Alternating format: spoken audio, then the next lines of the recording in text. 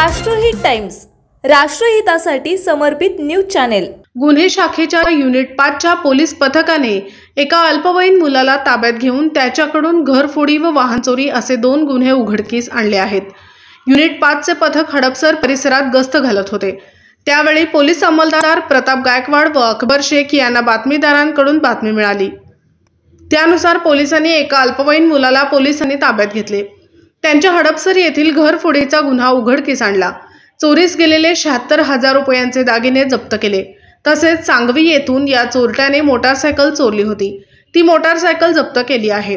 Upper police आयुक्त Shailesh Balkawade, police उपायुक्त निखिल पेंगळे, सहाय्यक पोलीस आयुक्त राजेंद्र मुळीक यांच्या मार्गदर्शनाखाली पोलीस निरीक्षक युवराज हांडे, पोलीस अंमलदार प्रताप गायकवाड, अकबर शेख व उमाकांत स्वामी यांनी ही कारवाई केली।